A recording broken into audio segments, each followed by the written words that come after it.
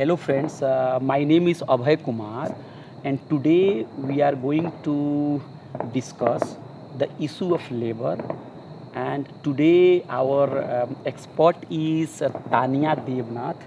Tania Devnath has done PhD from Jawaharlal Nehru University, and she is broadly interested in informal employment, labor, and the discussion which we are going to just take up right now is exactly related to her topic. Let me first tell you the context.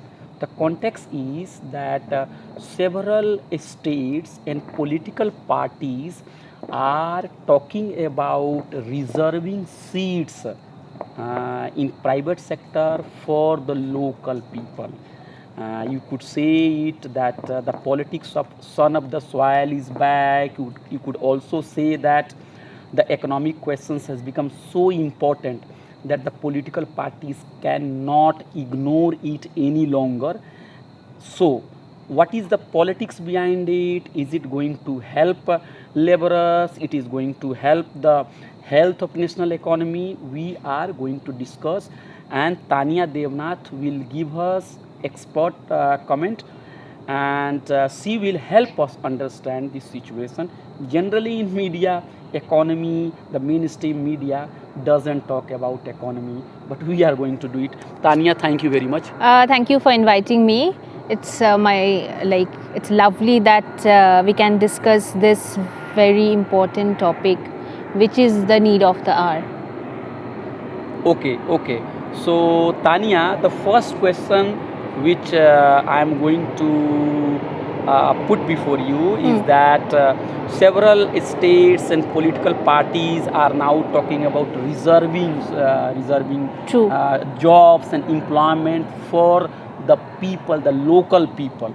So, DMK is talking about this in its manifesto. Haryana has also made a law. Maharashtra, Jharkhand, MP, you will hear such talk in those states also. So, how do you look at these moves? See, this kind of reservation based on the place of birth or the domicile, the status of domicile has started emerging since 2016. The first move was made by Karnataka by ad hoc manner. So, what basically they did, they provided some kind of incentive for those companies who provide employment for the locals. Okay. But there were few legal complications for which they were forced to withdraw it. Okay. And in 2017, several states like Andhra Pradesh, Madhya Pradesh after election, Kamal Nath when came to power, he promised that the reservation bill will pass where 70% jobs will be reserved for the local. And after the bifurcation of the Andhra Pradesh and a factory act has been passed, which mandates that the factories which are there, they have to employ 75% people from the state. Okay. See, and in Maharashtra since 2008 they have passed some law which employed 80%, put a reservation of 80% quota only in industries. So what is important, Haryana in 2019 they have raised this issue and discussed this issue in the cabinet, and recently the Haryana governor has passed this bill. So what the bill has said that the blue collar jobs in the companies, they have a salary bracket of 50,000. Below 50,000, all the jobs, like 75% of all the jobs in that salary bracket should be reserved for the locals. Below 50,000 per month salary bracket. Okay. So, if a person who is getting salary below 50,000, Yes. that means 45,000, 30,000, Yes, 25,000, yes. that sort of job Yes. should be reserved for the local people. Yes. 75% of that sort of job. Yes. Yes. So basically what means that is the freshers in the IT sector or the blue collar jobs, like not the very skilled jobs, white collar professional job, but this is kind of entry level, but very in the very secured sector, which are registered in the state with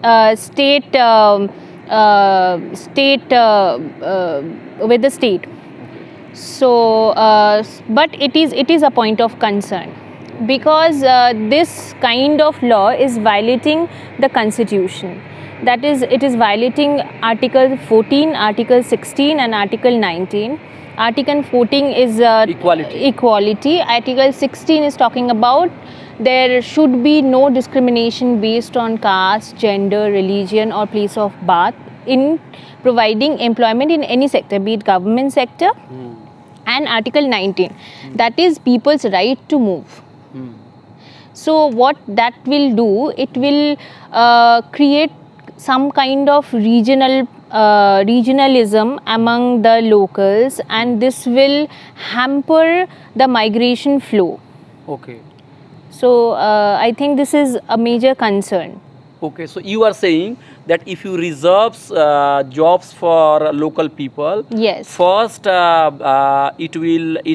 such actions, such steps will go against the spirit of equality that is Yes, enshrined in the true. constitution, and also it will affect the migration flow also. Yes, if you see the states which have taken these steps are mostly high income states. Okay. Consider Karnataka, Tamil Nadu, which has put this kind But of Jharkhand- promise. But Apart from Jharkhand, all these states are migrant receiving states, like Gujarat, which has promised to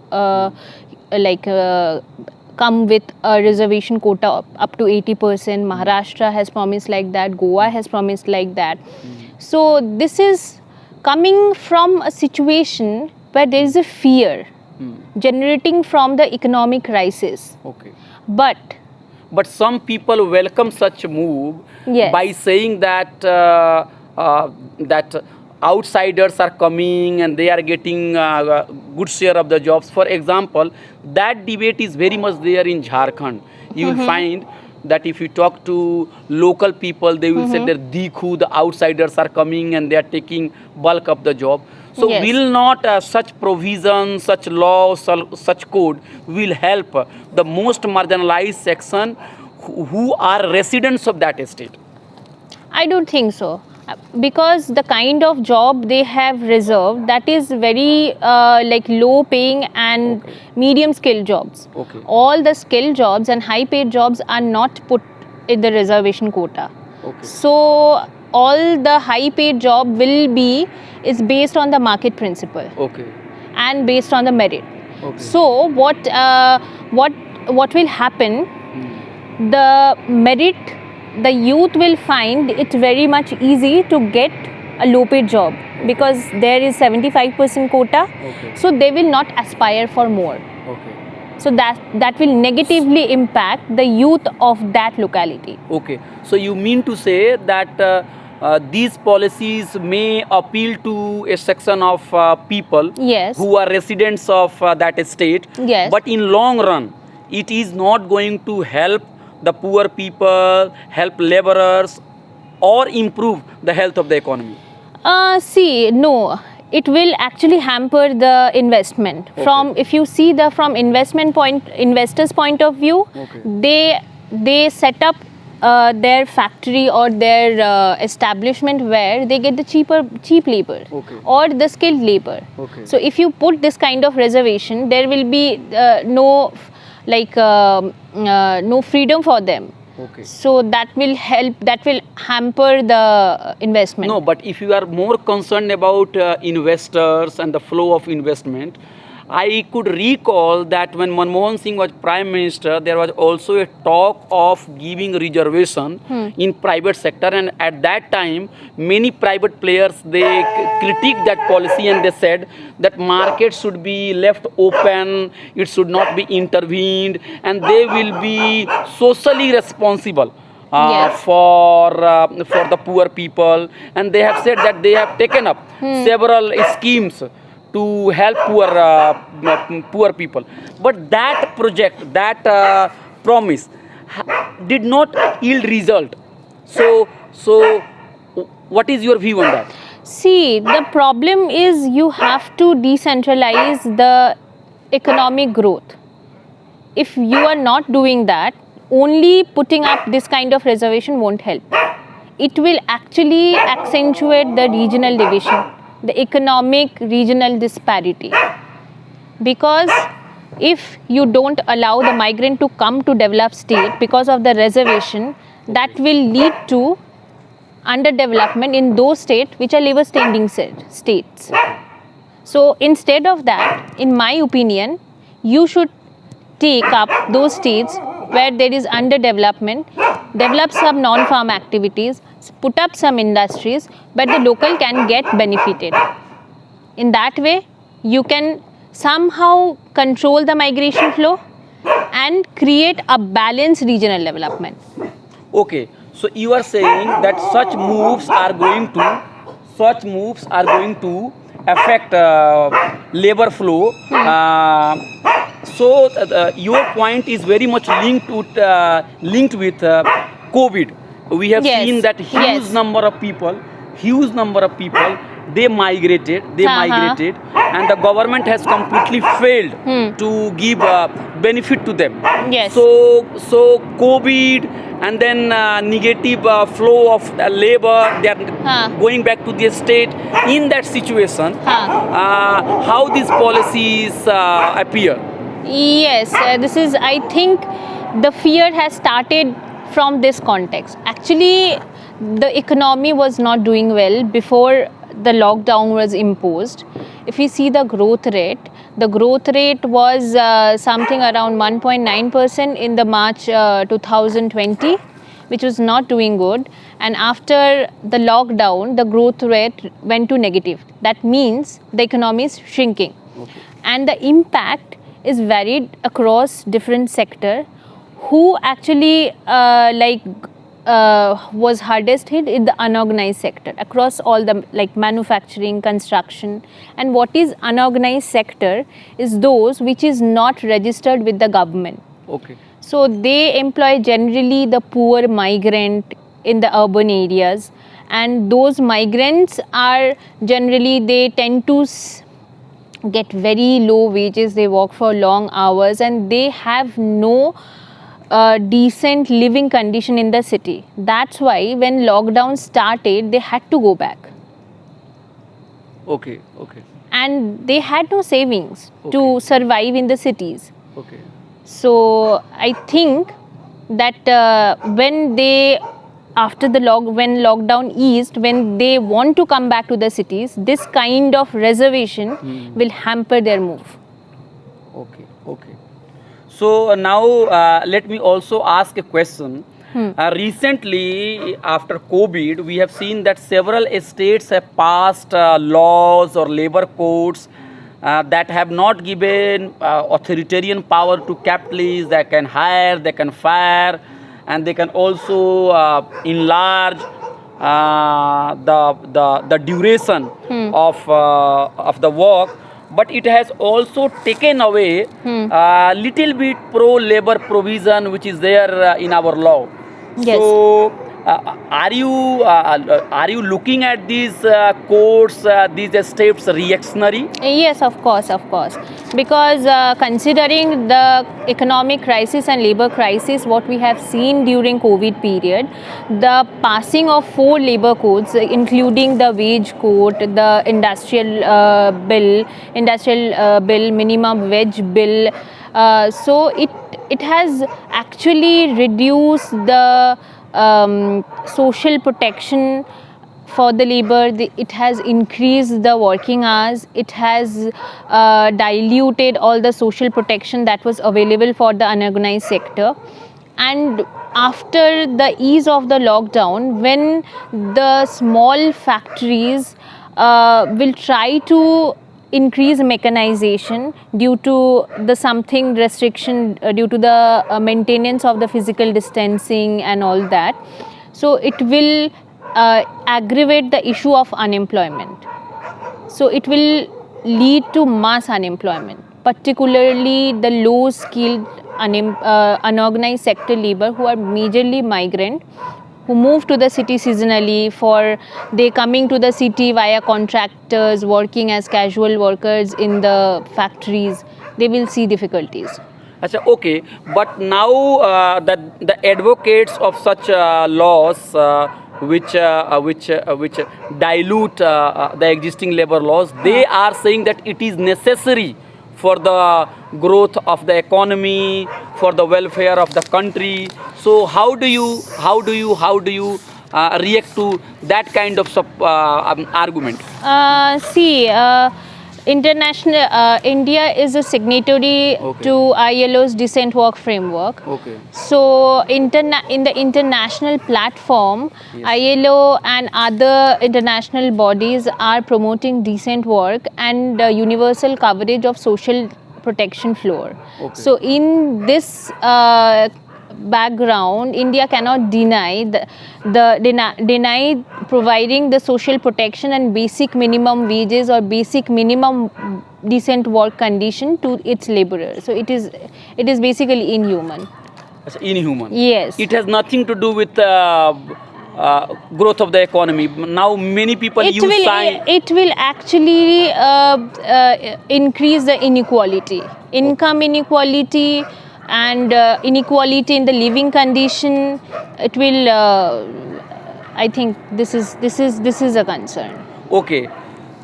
Recently, if you look at the budget, which has been criticized by the opposition party for failing to give relief to people and just doing privatization, it is just catering to the need of big corporate player. So, are you really concerned about a state rolling back from its major role on social sector?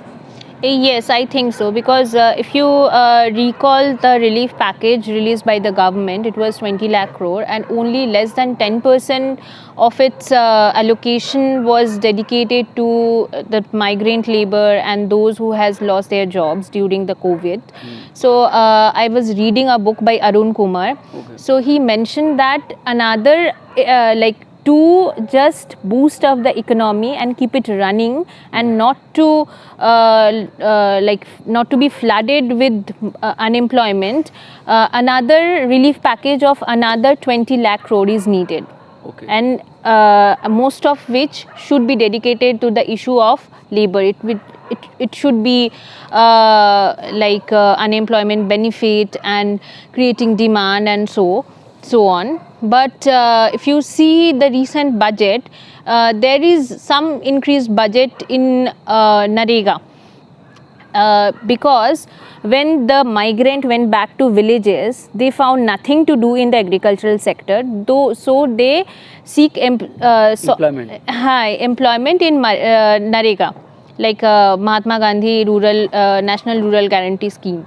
So, but the budget, if you see the budget, that was much insufficient considering the requirement. So, the social protection, the allocation for social protection and employment benefit is much lesser. Okay, so now the final questions. As a doctor of, let's say, economics and also the political economy, how do you see the overall picture, overall situations as far as Indian economy is concerned? And if our discussion is being heard by, let's say, the prime minister or maybe finance minister, what suggestions would you give for generating some energy? See, the economy, the revival of the economy to the pre-COVID level, it's a matter of a long period. It's a long-term issue, because Arun Kumar has estimated that the economy has shrunk by minus 29%. That's 29%, which is huge, and it will take more than a year or two to get into that level. And the economy was not doing well because all this an unorganized sector was hit by demonetization and the implementation of GST. So in this context, more and more employment should be created in the formal sector, and there should more and more employment should be created in formal sector. Yes, Okay. with the decent kind of wages, working condition for the youth. Okay. And like employment benefits and social protection scheme should be universal and should be given to all informal sector workers. That is what you can somehow like ease the trouble they are going through.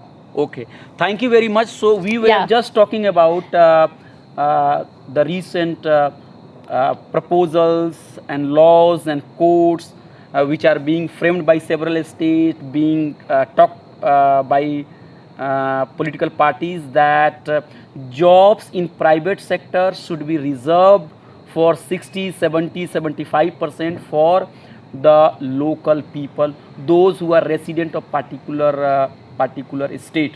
So Tanya Devnath, who has done PhD from JNU on the broad topic of informal economy, she has given her view and she has linked this issue with wider political economy and with the health of our country, and she has said that such moves are not going to give relief to people, and she has said that more and more jobs should be created in formal sector. Thank you very much. Thank you, Avar, for calling me. Okay, Yeah. thank you.